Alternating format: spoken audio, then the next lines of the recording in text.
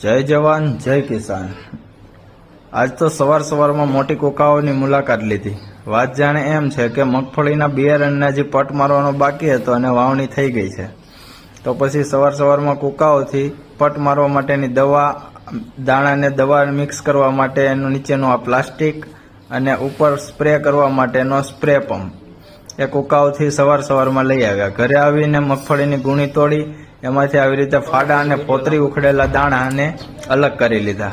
પછી દવાની બોટલ બરાબર હલાવી એમાંથી 80 ml 1 મણમાં નાખવાનું હતું। આપણે ગુણી હતી 40 કિલોની, એટલે 2 મણની, તો 2 માપ દવાના નાખવાના। 80 ml નું માપ હતું, એટલે 160 ml દવા અને 320 ml પાણી, એટલે 4 માપ પાણીના અને 2 માપ દવાના। આ રીતે બરાબર એનું દ્રાવણ તૈયાર કર્યું।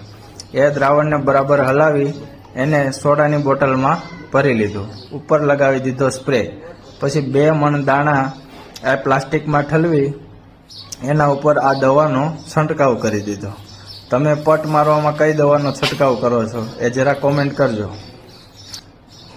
અને આવી રીતે દાણા કલરવાળા થઈ જાય, પટ બરાબર લાગી જાય ત્યાં સુધી એને હલાવી અને ભૂંગળમાં પછી સુકવવા માટે મૂકી દીધા।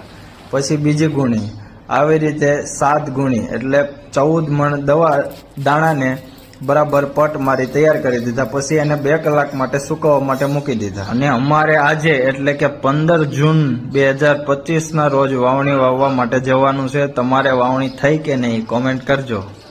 જય જવાન જય કિસાન।